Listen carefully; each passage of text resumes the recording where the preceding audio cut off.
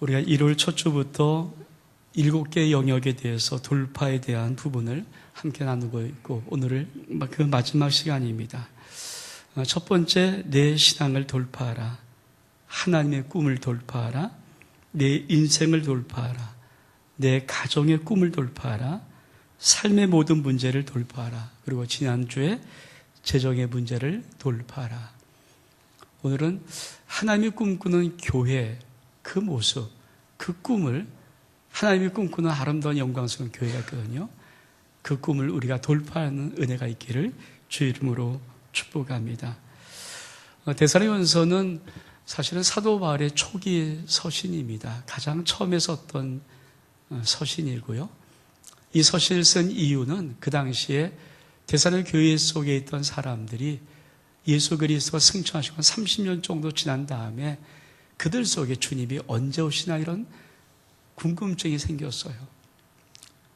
가신 주님이 곧 오실 것 같은 느낌들이 초대교회 교회 속에 있었거든요. 그 주님이 언제 오실까? 어떻게 오실까? 마지막 종말이 되면 어떠할까? 이런 문제가 데살로니가 교회 속에 쭉 있었습니다. 그러다 보니까 그런 것으로 인하여서 많은 문제들이 파생되죠. 만약에 여러분도 주님이 만약에 이 안에 오신다 그러면 여러분 우리 삶이 어떻겠습니까? 아마 정상적으로 신앙생활을 했던 삶 약간은 많이 흐트러질 수 있을 것 같아요. 또 일상의 모든 삶 많이 어긋날 수 있을 것 같습니다. 주님이 오신다는데, 역사가 끝난다는데, 이 우주가 이제 완전히 끝난다는데 이런 느낌 왜 소용돌이가 일어나지 않겠습니까? 바로 데살로니가 교회는 그런 교회였습니다. 그래서 주님이 오시는 문제에 대해서 굉장히 궁금하기도 하고 오실 것을 기대하면서도 또 그들의 삶의 모습은 많이 흐트러지기도 하고, 어떤 사람은 주님이 오신다는데 뭐 일하고 뭐 일해? 그러고 놀기도 하고, 또 어떻게 주님이 오실 때 잠자는 날에는 어떻게 될 것인가 하는 궁금증도 있고 하는 이런 많은 문제를 사도 바울이 편지 하나를 보내서 해결하는 것이 데살로니가전서입니다. 그래서 우리가 봉독하지만 5장 1절에도 2절에도 주의 날이 밤에 도적같이 온다. 또 4장 뒷부분에도 주의 호령이 천상의 소리와 함께 하며 날파 소리로 하늘로부터 강림한다. 이런 말씀들을 쓰고 있는 겁니다. 그래서 데살로니가전서는 사실은 예수 그리스도의 종말, 다시 오심에 대한 부분을 아주 사도 바울이 초기에 명백한 말씀으로 제시했던 그런 서신서입니다. 오늘 그런 관점에서 한번 우리가 5장 12절 이하를 보려고 합니다. 여러분 5장 12절을 보기 전에 11절 말씀 제가 한번 봉독해 드리겠습니다. 그러므로 피차 권면하고 서로 덕을 세우기를 너희가 하는 것 같이 하라. 사도 바울이 쭉 서신을 쓰다가 이제 그러므로는 이제 마지막 결론이거든요. 결론 하나를 쓰는데 피차 권면하고 서로 덕을 세우기를 너희가 하는 것 같이 하라. 서로 덕을 세운단 말은 서로를 세워주란 말입니다. 그럼 데살로니가 교인들에게 서로를 세워주십시오라고 말했던 것은 교회를 세우라는 얘기예요. 그리고 나서 5장 12절의 말씀은 일반적인 말이 아니라 데살로니가 교인 속에 마지막 정말 주 예수 그리스도의 재림을 준비하는 교회가 맞다면 그 교회의 모습은 어떠해야 되는가 하는 것을 세 부분으로 말씀하고 있습니다. 여러분, 하나님의 교회, 우리 주의 몸된 교회는요, 확장합니다. 아마 초대교회부터 지금까지 모든 교회는 확장해 왔습니다. 또 한 가지, 하나님의 교회, 주의 몸된 교회는 반드시 성숙해야 됩니다. 깊이 뿌리를 내리고 깊이가 있어야 됩니다.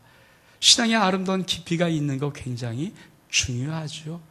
우리가 인생도 마찬가지입니다. 예수 믿으면 잘 돼야 됩니다.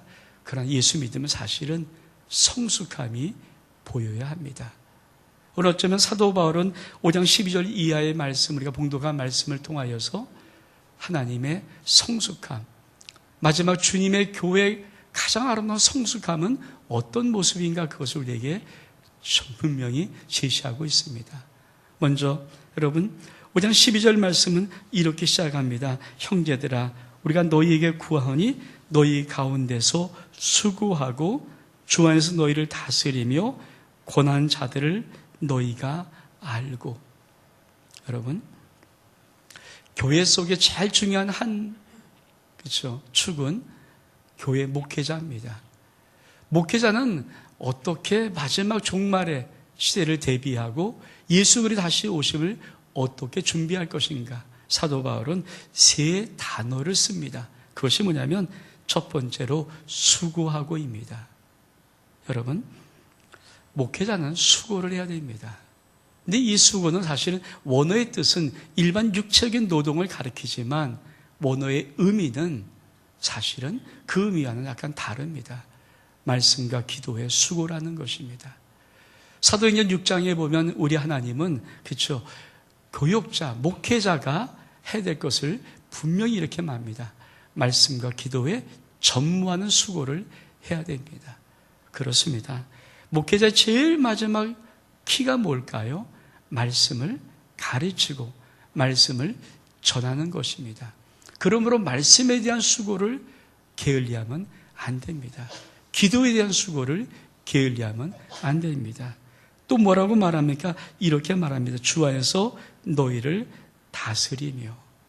이 다스린다는 말은 그렇죠. 수고하고 두 번째 다스린다는 말은 아주 목회적 돌봄을 의미합니다. 여러분 목회자는 어떤 위치에서 어떤 마음으로 어떤 상태로 성도를 돌봐야 할까요? 우리 같이 말씀 볼까요? 디모데전서 3장 4절 5절의 말씀 우리 같이 한번 읽겠습니다. 시작.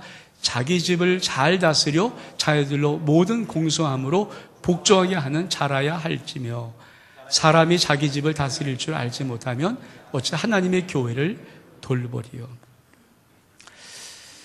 교회 장로 지도자들에 대한 말씀입니다. 목회자에 대한 말씀이죠. 목회자가 어떻게 돌봐야 될 것인가? 사도 바울은 디모데 전서를 통해서도 목회자가 교회 성도를 돌보는 기본적인 틀을 하나 주고 있습니다. 그것은 부모적인 돌봄입니다. 부모와 자식을 돌보는 것 같이 목회자는 자기 맡겨진 성도를 돌봐야 합니다. 뭐라고 말합니까? 자기 집을 돌보지 못한 자가 어떻게 하나님의 집을 맡아서 수고할 수 있느냐? 그거 가짜다. 자기 집은 부모와 자녀로 이루어져 있습니다. 여러분, 부모가 자식을 돌보는 것 1년, 2년 수고하는 거 아닙니다. 전들 이런 생각을 종종 하고 많이 이해합니다. 1년 잘할 수는 있다. 혹 3년은 잘할 수 있다.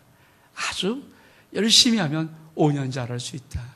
근데 10년, 20년, 30년 꾸준히 잘하기 정말 쉽지 않다. 제가 목회를 하면서 가장 힘든 것이 뭘까요? 제가 30년 목회를 이 교회에서 했는데 목회한 동안에 꾸준히 하는 것이 얼마큼 힘든지, 꾸준히 살아가는 것이 얼마큼 힘든지, 꾸준히 돌보는 것이 얼마큼 힘든지. 근데 여러분, 부모는 자식을 1년 돌보지 않습니다. 자식을 바짝 3년 돌보지 않습니다. 자식을 하면 용기 내서 5년 정도 돌봐줄게 끝이다 이렇게 하는 법 없습니다. 부모는 자식을 평생을 돌보듯이. 사도 바울은 주 안에서 다스린 자라는 이 말은 네가 목사면, 목회자면 목회적 돌봄을 해야 되는데 그 돌봄은 부모 마음으로 끝까지 돌보라는 말입니다. 그리고 뭐라고 말씀하십니까? 이렇게 말합니다. 권하는 자들을, 그렇죠? 권하라는 말을 씁니다. 여러분, 이 권한다는 말은 약간 의미가 앞에 것과는 다릅니다. 혹시 잘못한 거 있으면 책망하고 바로잡고 벌을 주라는 얘기예요. 여러분, 우리 장로교 교회 표식이 있습니다. 교회란 그렇게 말할 때 저희가 늘 신학에서 배웠던 것은 세 가지였습니다. 말씀이 선포되어야 됩니다. 두 번째요, 성례전이 집행되어야 됩니다. 세례가 있고 성만찬이 이루어져야 됩니다. 그러나 제일 중요한 하나가 있습니다. 그것은 바로 권징이 있어야 합니다. 이게 교회의 표식입니다. 우린 그렇게 배웠습니다. 근데 요새 사실 사라진 것이 뭘까요? 권징이 사라졌습니다. 말씀은 잘 전파합니다. 그리고 성례도 잘 집행이 됩니다. 그러나 사실 많은 교회들이 권징이 사라졌습니다. 지금은 목회자가 성도를 꾸짖거나 징계할 수가 없습니다. 그런 조그만 기세도 보이면 이미 성도들은 도망가려고 준비하고 있기 때문에 그렇습니다. 그러나 여러분 꼭 기억하십시오. 사실은 성숙되려면 그렇죠. 누군가 하나님으로 말씀을 위해서 우리를 다듬어가 됩니다. 여러분 가만히 아무렇게나 모든 거 다 할 수 있도록 놓고 가만히 자라고 하는 것이 성숙을 이룰 수는 없습니다. 성숙은 반드시 다듬어져야 됩니다. 그래서 사도 바울은 세 가지로 교육자, 목회자가 할 것을 말하고 있습니다. 이것이 성숙된 교회 속에 반드시 있어야 되는 것입니다. 수고하고 다스리고 권하는 자들이 되라. 이런 자들을 어떻게 하라고 말합니까? 13절에 보니까 그들의 역사로 말미암아 사랑 안에서 가장 귀히 여기고 너희끼리 화목하라. 그렇습니다. 목회자를 사랑하고 그렇죠. 존경하는 것, 그것이 성숙된 밀집됨이죠. 여러분, 만약에 아무리 외형적으로 클지라도 그 교회 속에 목회자가 사랑받지 못한다, 존경받지 못한다, 아니 성도들이 목회자를 더 이상 사랑하지 않는다면 그 외형적인 큰 교회가 교회이겠습니까? 물론 외형적인 크니까 좋을지 몰라도 깊이의 성숙도는 아마 거의 바닥일 것입니다. 저는 지난 저희 어머니 장례를 통해서 참 많이 이런 것을 느꼈습니다. 내가 이 교회 30년 목회를 하면서 참으로 우리 귀한 장로님들, 권사님들, 우리 모든 재직들, 우리 모든 성도들에게 참 많이 사랑받고 있구나. 그리고 그들이 함께 해주는 귀한 시간들이 얼만큼 고맙고 위로가 되든지. 저는 사실 우리 어머니의 그 관을 운구할 때 제 마음속에는 우리 교회 젊은 집사들이 할 줄 알았어요. 우리 장로님들이 앞장서 그것을 다 손수 운구하는 걸 보고는 얼마큼 마음에 큰 위로와 사랑받았는지 모릅니다. 그렇죠. 여러분, 사랑하며 존경을 느끼는 그런 곳에서 하나님의 영적인 아름다운 성숙함이 사도 바울은 있다고 말하는 것입니다. 우리 함께했던 아름다운 귀한 가족들이 베풀었던 귀한 사랑을 전들 가슴속에 끝까지 새길 것입니다. 그리고 우리 교육자들이 베풀었던 우리 우봉수 목사님, 또 우리 전도사님들이 베풀었던 함께했던 귀한 시간들, 30년 같이 한 동안에 참 많이 오랜 시간이 있었지만은 그래도 그 시간들이 얼마큼 저에게 소중했는지, 참 귀한 시간들이 얼마큼 위로가 됐는지 하는 마음을 새겨보는 좋은 시간이었습니다. 오늘 사도 바울은 교육자라면, 목회자라면 성숙된 교회, 신앙적으로 주 예수 그리스도의 재림을 준비한 성숙된 교회에서 세 가지를 꼭 해라. 수고하고 잘 돌보고 그리고 잘 권해라. 그리고 서로 성도와 화목하며 서로 존경하고 사랑함이 있어야 된다. 그러면서 이어서 사도 바울은 교회 속의 성도들 속에 있는 모습들을 다시 한번 말해주고 있습니다. 14절에 이렇게 말을 합니다. 또 형제들아 너희를 권면하오니 게으른 자들을 권계하며 마음이 약한 자들을 격려하고 힘이 없는 자들을 붙들어주며 모든 사람에게 오래 참으라. 산 여러분, 사실 교회는 가족 공동체입니다. 아무리 커도 교회는 가족입니다. 여러분, 영적인 하나님의 가족, 예수 그리스도 안에서 한 가족된 공동체가 정말 교회입니다. 교회가 그곳을 이루지 못하면은 교회는 사실은 무너지게 되어 있습니다. 사도 바울은 교회 성도들 속에 반드시 있어야 될 것들을 몇 가지로 말합니다. 첫 번째, 게으른 자들을 권계해라. 아까도 말했습니다.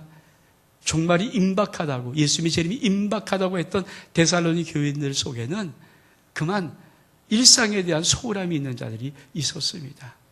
주님이 오신다는데 일을 해서 뭐해? 주님이 오신다는데 이거 해서 뭐해? 일상에 대한 소홀함을 사도 바울이 게으른 자들을 잘 권계하라고 말합니다. 그렇죠. 우린 마지막 끝까지 주님이 우리에게 주신 일들, 여러분, 목회하는 일만 천직이 아니라 칼리비는 모든 직업은 하나님의 소명받은 직업이라고 말합니다. 그 일을 묵묵히 하는 것 굉장히 하나님 나라의 중요한 일입니다. 그렇게 하라는 겁니다. 게으르지 말고 마지막 주님이 오실 날 그 날이 가까울수록 우리가 할 일을 마땅히 할 일을 묵묵히 꾸준히 하라는 것입니다. 그래서 게으른 자를 권계하는 것이 교회 성도들 속에 있어야 합니다. 마음이 약한 자를 격려해 줘야 됩니다. 여러분, 어떤 사람은 의지가 참 강한 사람이 있습니다. 한번 마음을 정하면 흔들지 않는 그런 강직한 사람이 있습니다. 그러나 또 어떤 사람은 마음이 약한 사람이 있습니다. 근데 그런 마음이 약한 자들을 격려해 줘야 됩니다. 여러분, 내가 의지가 강하고 내가 모든 걸 할 수 있다라고 연약한 자들을 무시하거나 함부로 책망하면 안 됩니다. 그들은 그럴 수밖에 없는 연약함이 있습니다. 그럴 때 뭡니까? 끊임없이 격려해 줘야 됩니다. 힘이 없는 자를 붙들어 주라고 말합니다. 여기서 힘이 없다는 것은 원어로 보면 어떤 뜻이냐면은 여러분, 약간 세상의 유혹이나 세상의 어떤 이런 것에 휩쓸린 자를 말합니다. 그게 힘이 없는 자입니다. 사실 데살로니가서의 또 한 가지는 성적으로 약간은 세상 속에 욕망을 가진 자를 의미하기도 합니다. 여러분, 그런 자는 어떻게 합니까? 붙들어줘야 됩니다. 말씀으로 붙들어주고 기도로 붙들어주고 함께 우리 주님 오실 때까지 신앙을 지킬 수 있도록 믿음으로 붙들어줘야 됩니다. 이것을 성숙된 교회라 성숙된 교회 성도의 모습이라고 말하는 것입니다. 그러면서 이렇게 단어를 씁니다. 모든 사람에게 오래 참으라. 여러분, 교회 속의 성도들 속에 있을 가장 깊은 성숙한 척도가 뭘까요? 오래 참음입니다. 오래 참는 것은 하나님의 속성이기도 합니다. 우리 말씀 볼까요? 출애굽기 34장 6절의 말씀 시작. 여호와께서 그의 앞으로 지나시며 선포하시되 여호와라 여호와라 자비롭고 은혜롭고 노하기를 더디하고 인자와 진실이 많은 하나님이라. 여러분, 저 말은 하나님이 직접 하신 말이에요. 모세를 놓고 모세를 하나님이 당신을 보여주면서 당신이 누구신가를 당신의 입으로 하신 말씀인데 뭐라고 말씀하십니까? 여호와라 여호와라 자비롭고 은혜롭고 노하기를 더디하시고. 하나님은 노하기를 더디하십니다. 하나님은 공의의 하나님이기 때문에 만약에 그 모든 공의대로 다 했다면 벌써 우리는 다 죽었을지도 모릅니다. 하나님은 오래 참습니다. 여러분, 교회 속에 가장 깊은 성숙의 마음이 뭘까요? 성숙의 맛이 뭘까요? 그것은 성도들 속에 오래 참는 마음입니다. 여러분, 오래 참지 않고는 성숙되지 않습니다. 여러분, 내가 오래 참는 것이 없다면 성숙과는 거리가 멉니다. 많은 사람들은 그렇잖아요. 여기서 상처받으면 에휴, 저기서 상처받으면 에휴, 이러고 맙니다. 아닙니다. 상처도 그쵸, 준 사람을 향해서 오래 참는 것이 있어야 하나님이 그걸 통해서 나에게 이루고 싶은 어떤 인격적인 성숙함이 그곳에서 나타나는 것입니다. 부모가 자식을 오래 참아줍니다. 여러분, 우리 하나님이 그쵸, 우리 부모에게 주신 축복이 뭘까요? 그 자식이 오래 성숙돼서 오래 참아주는 거예요. 또 참고 실수해도 또 잘못해도 또 참아주는 것입니다. 교회도 마찬가지입니다. 영적인 가족 속에 있을 가장 아름다운 축복이 뭘까요? 우리 모든 성들이 서로에게 오래 참아주는 거예요. 여러분, 왜 저래? 그럴 수 있어요. 왜 저렇게 하지? 얼마든지 할 수 있습니다. 우리 모두는 다 자기 주관이 있고 자기 생각이 있습니다. 자기 철학도 있습니다. 자기 인생관도 있습니다. 그것과 안 맞는 사람이 한둘이겠습니까? 어쩌면 다 맞을지 모릅니다. 근데 그것을 참아주는 겁니다. 수용해 주는 겁니다. 받아주는 겁니다. 그러면서 뭡니까? 그 심령 속에 하나님이 거룩함으로 그 심령을 세워나갈 수 있도록 훈련시키고 못한 것을 다듬어주고 상처를 치유하면서 회복시켜 나갈 수 있도록 오래 참는 것입니다. 그래야 우리가 성숙한 자가 되는 것입니다. 그래서 사도 바울은 게으른 자를 권계하고 마음이 약한 자를 격려하고 힘이 없는 자를 붙들어 주면서 모든 사람에게 오래 참으라고 말하는 겁니다. 왜? 이것이 하나님의 속성이기 때문에 그렇습니다. 우리 말씀 볼까요? 갈라디아서 5장 22절의 말씀 우리 같이 보겠습니다. 시작. 오직 성령의 열매는 사랑과 희락과 화평과 오래 참음과 자비와 양성과 충성과. 여러분, 성령의 열매 오래 참음입니다. 주의 몸된 교회 속에 많은 성도들 속에 성령의 열매가 어떻게 맺고 있는가 정확히 볼 수 있는 가장 귀한 것이 뭡니까? 오래 참는 것입니다. 때론 나에게 상처가 돼도, 때론 나에게 손해가 돼도, 때론 나에게 무엇인가 참 너무 힘들어도 참고 나가는 것입니다. 저는 우리 아름다운 게 이제 31년 돼서 32주년을 향해서 달려갈 때 사실 여기까지 오는 동안에 얼만큼 오래 참음들이 서로에게 있었겠습니까? 저는 압니다. 우리 성도들을 참 오래 참아주었습니다. 저라고 못한 부분이 없겠습니까? 저도 참 독한 성격이 많거든요. 저라고 그렇죠. 흠이 없겠습니까? 이런저런 모든 모습을 참 많이 참아주었습니다. 오래 참는 것, 그것이 얼만큼 귀한 성도들의 모습인지. 왜? 그것이 성령의 아주 놀라운 열매이기 때문입니다.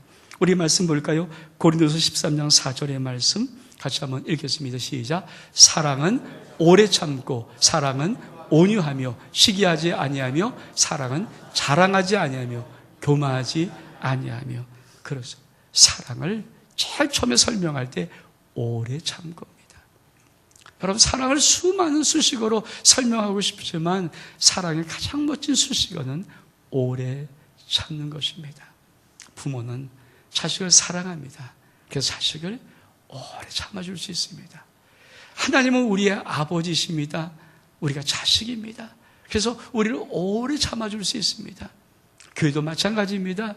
신앙에 앞선 분들은 아버지 역할하고, 신앙이 좀 중간되신 분들은 형님 역할하고, 신앙에 좀 앞선 분들은, 우리 권사님들은 어머니 역할하고, 신앙이 한 중간되신 분들은 누나 역할하면서, 언니 역할하면서 오래 참아주는 것, 그게 교회 속에 참 아름다운 하나님이 원하시는 마지막 때 성숙된 모습이라는 것입니다. 사도 바울은 모든 사람에게 오래 참으라고 말하는 것입니다. 그러면서 뭐라고 말씀합니까? 15절에 삼가 누가 누구에게든지 악으로 악을 갚지 말게 하고 서로 대하든지 모든 사람을 대하든지 항상 선을 따르라. 사랑 여러분, 정말 주님께서 원하시는 교회의 아름다운 모습이 뭘까요? 이 교회가 세상에 어떻게 보이기를 원할까요? 여러분, 세상은 이는 이, 그렇죠? 이는 이입니다. 악은 악으로 갚습니다. 악을 선으로 갚는 것 세상의 법칙이 아닙니다. 세상은 이제 전부 다 이렇게 쥐고 있다가 칼을 품고 있다가 힘 약할 때는 이걸 꺼내놓지 못하지만 힘 세면 이거를 다 끄집어내놓고 남을 찌르고 상처를 냅니다. 근데 성경은 이렇게 말합니다. 삼가 누가 누구이든지 악으로 악을 갚지 마라. 여러분, 성숙된 교회의 모습, 정말 우리가 진짜 주님 보시는 영광스러운 교회의 모습 어떻게 알 수 있을까요?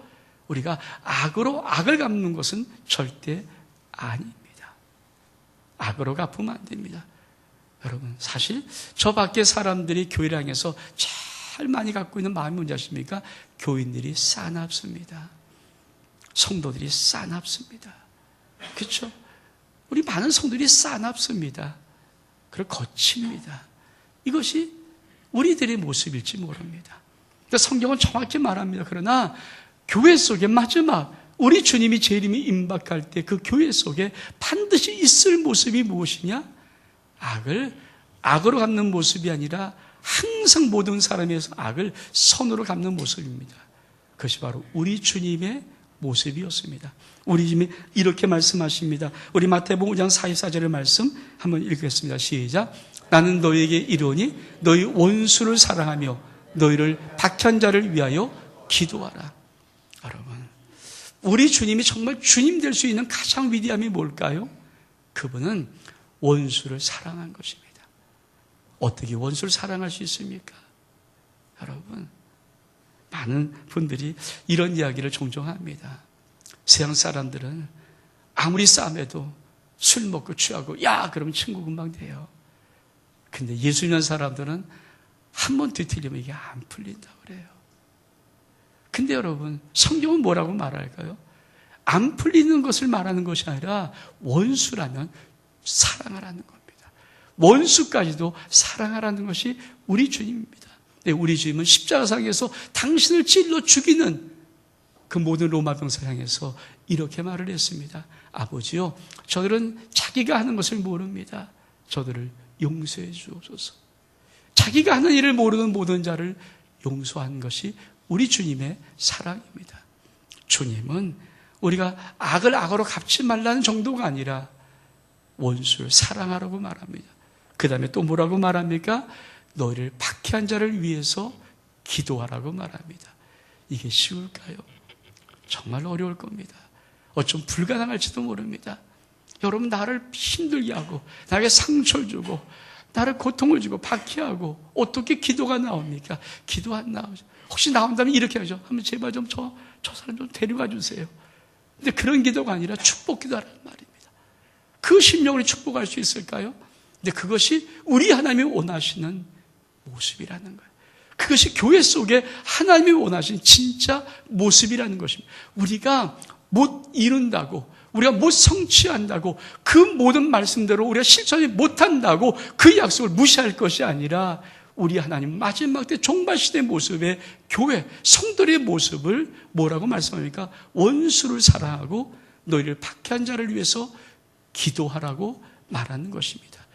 이것을 설사 인간의 힘으로는 불가능하기 때문에 성령 하나님 우리 안에서, 우리 속에서 우리의 모든 인격을 중화하시면서 주님이 하시는 것입니다.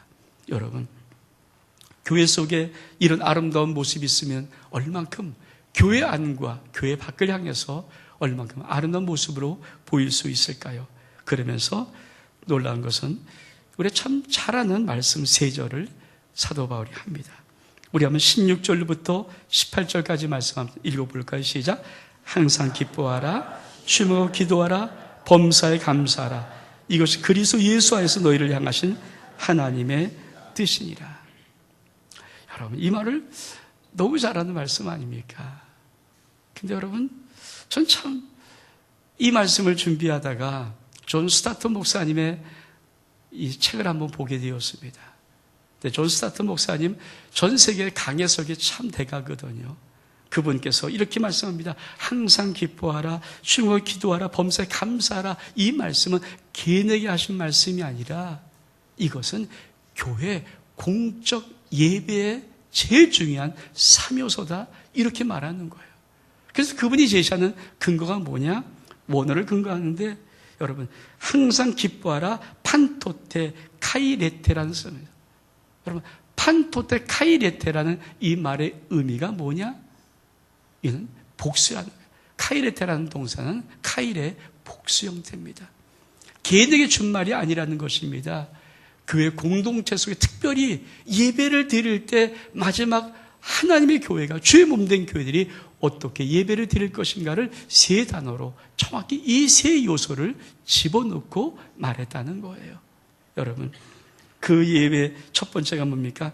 항상 기뻐하라는 것입니다. 우리 같이 말씀 볼까요? 시편 90편 1절과 시편 100편 1절 같이 읽겠습니다. 시작. 오라 우리가 여호와께 노래하며 우리가 구원의 반석을 향하여 즐거이 외치자. 시작. 온 땅이여 여호와께 즐거운 찬송을 부를지어다. 여러분, 주의 몸된 교회 속에 마지막 예수 그리스도의 오심을 기대하는 교회 속에 가장 있을 예배의 모습이 어떤 모습일까요? 여러분, 기뻐하고 즐거워하며 찬송하는 모습입니다. 찬송에는 하나님의 권능이 있습니다. 찬송은 하나님의 영광 받으심이 있습니다.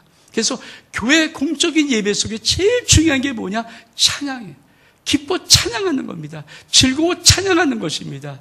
저는 우리 교회가 우리 주님 오실 때까지 존속될지 몰라도 그때까지 있다면 우리 교회 모든 예배 속에 아름다운 기쁨의 찬양이 넘칠 수 있기를 주의 이름으로 축복합니다. 두 번째 뭡니까? 쉬지 말고 기도합니다. 우리 누가복음 18장 1절의 말씀 볼까요?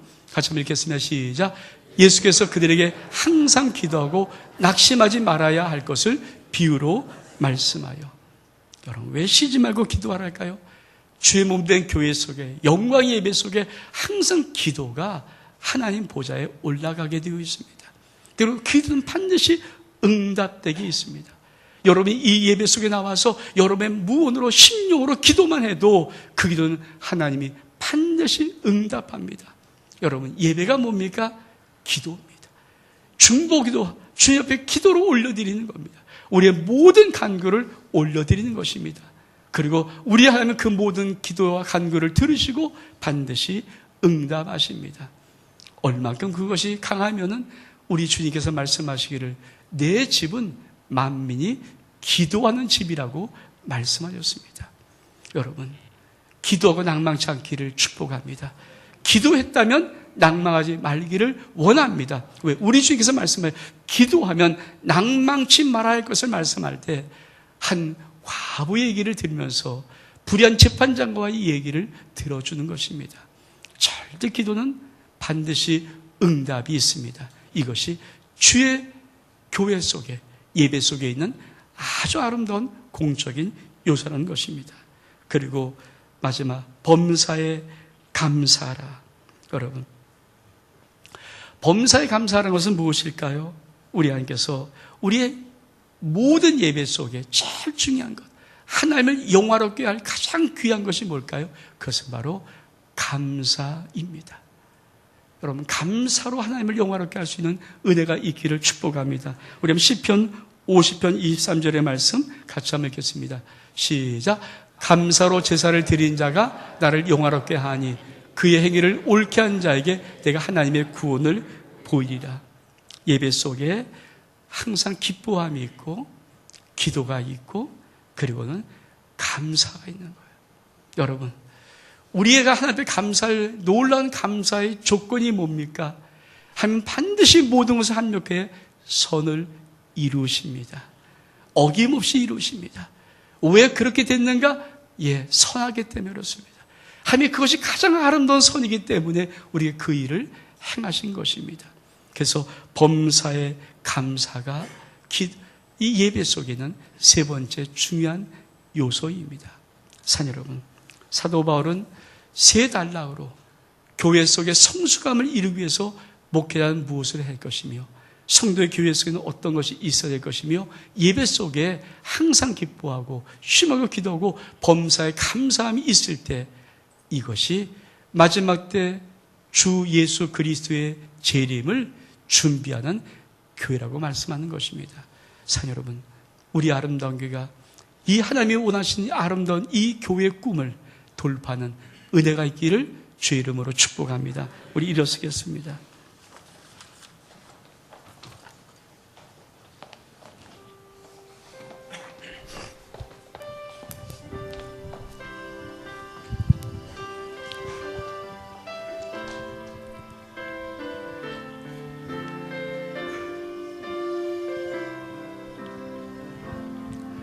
우리에겐 소원이 하나인데 주님 다시 오실 그날까지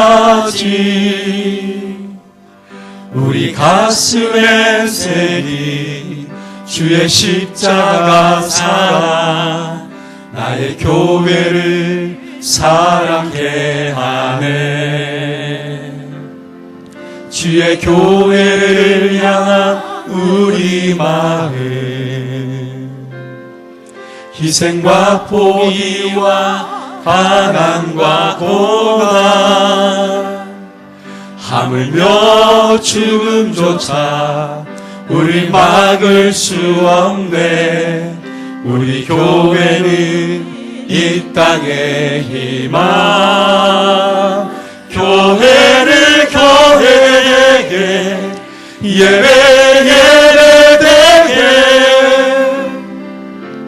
우리 사용하소서.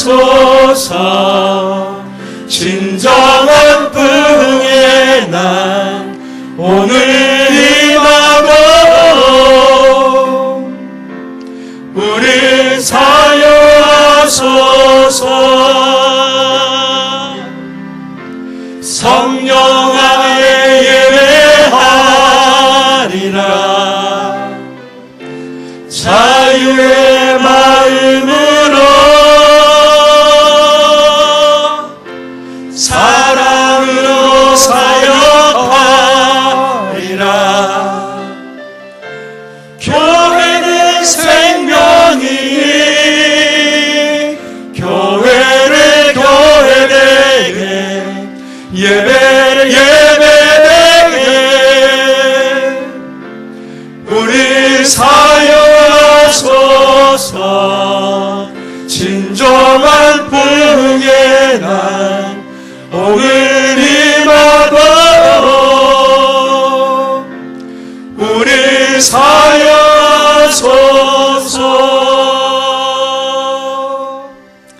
하나님 아버지, 마지막 주 예수 그리스도 재림의 때 교회 속에 있을 영적인 깊은 아름다운 이 모습, 하나님 우리 아름다운 속에 부어주셔서 우리가 이 모습으로, 이 영광된 모습으로 주님을 영화롭게 하며 이웃의 주 예수 그리스도의 복음을 전파하는 주 예수 그리스도의 몸된 교회 될 수 있도록 하나님 축복해 주옵소서.